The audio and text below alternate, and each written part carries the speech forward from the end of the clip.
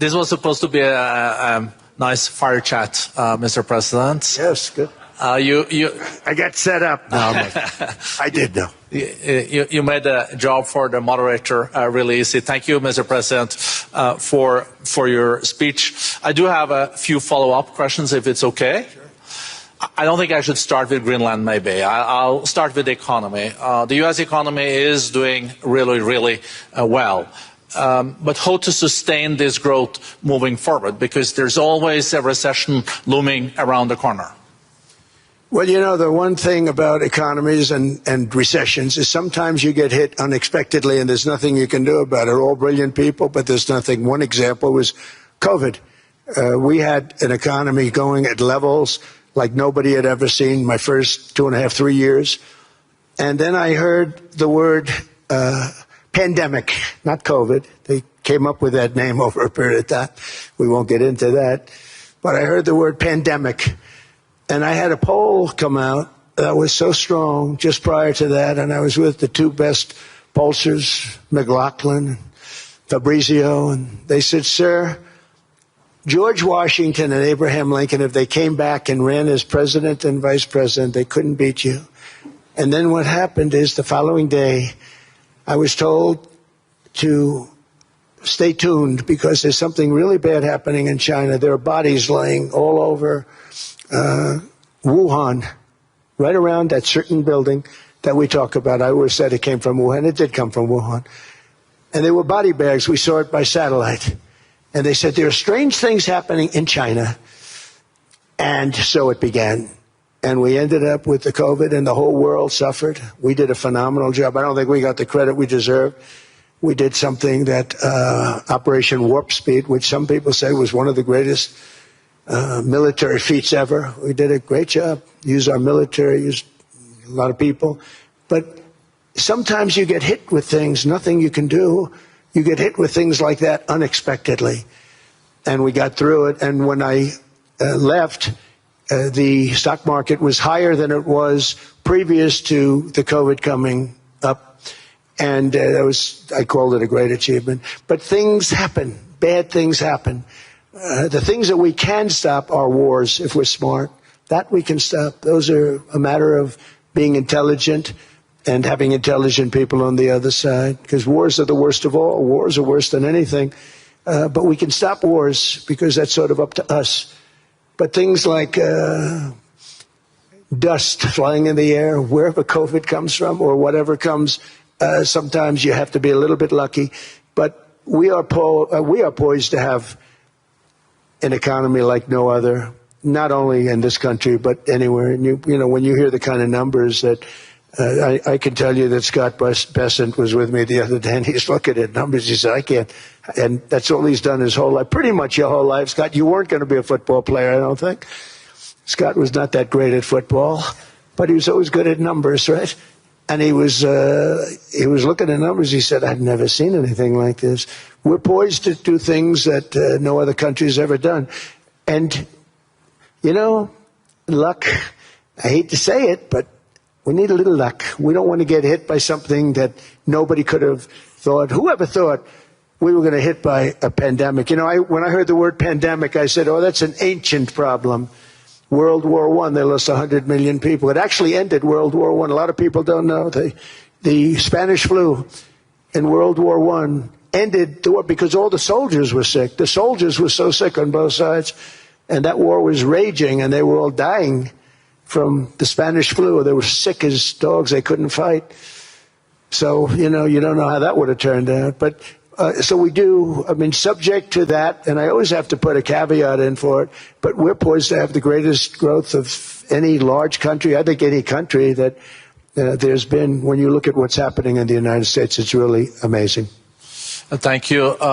One thing that maybe keeps you up at night, I know you don't sleep that much anyway, Mr. President, is the debt. The U.S. debt is high, is now the biggest expenditure on your budget. How to get out of that impasse? Well, the big thing is growth. I mean, growth is the way.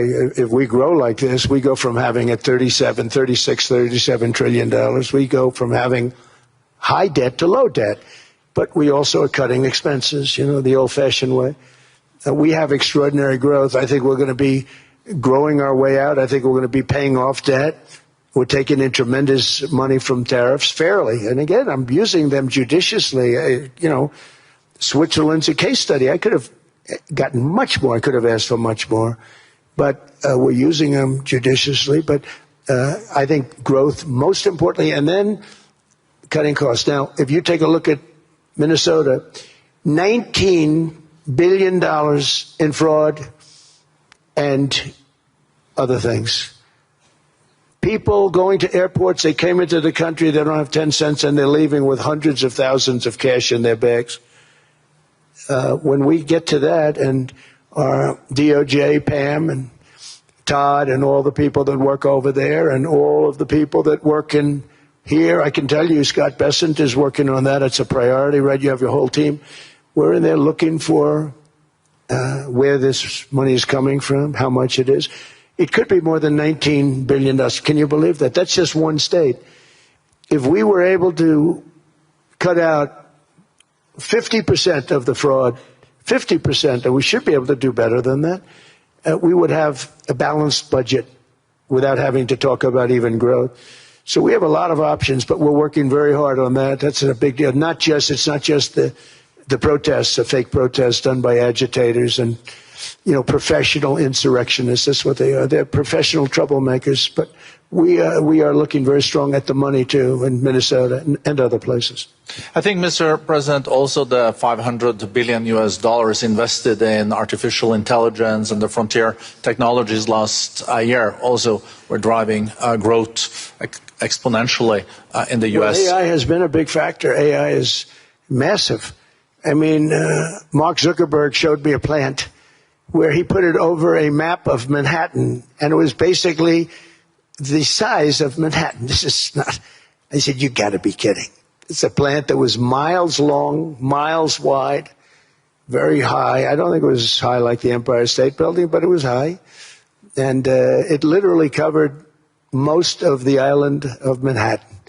That's called a big plant. And, when I heard they're going to spend $50 billion building it, I said, if you spend $50 million, you can build a nice little shopping center. If you spend $500 million, you can build a good shopping center.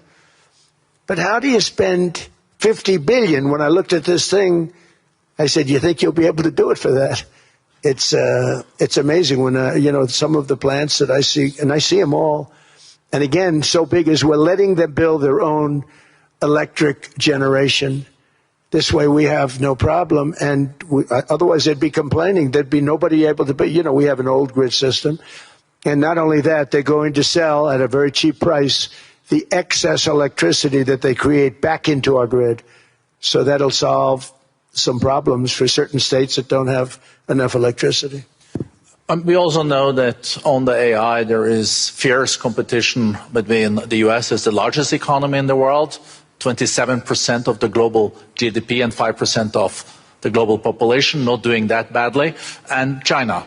And we know that competition is very tough on AI. I know you're heading to a state visit to China in April. How do you see the U.S.-China relationship moving forward? Are you able to combine this tough competition with also collaboration? So I've always had a very good relationship with President Xi and with President Putin. Talk about, the larger powers. But I've always had a very good relationship with President Xi of China. He's an incredible man. What he's done is amazing. He's highly respected by everybody. And I do now. Now I have good. It was very severely interrupted by COVID. I used to call it the China virus, but he said, do you think you could use a different name? And I decided to do that because why should we have a problem over that? But I would do that, and they were. You're a true diplomat, huh? I became a diplomat for the first time. Well, who taught me that? Marco Rubio. He said, let me teach you about diplomacy. Hey, any guy that gets approved by 100% of the votes, think of it, he got liberal Democrats and radical right Republicans to approve him. He's the only one. The next one was lost 45 votes, right? But he got all 100 votes voting for him. And at first I wasn't happy about it. I said, wait a minute, I don't like that. And now it turns out that the Democrats probably wish they didn't do that. And Marco has been fantastic. Marco, stand up, please. You have done a great job as Secretary of State. He's going to go down as the best Secretary of State. And Scott, and we have Susie, who's the first female Chief of Staff, and she's the best Chief of Staff, too. And I see Howard Lutnick, who I know spoke.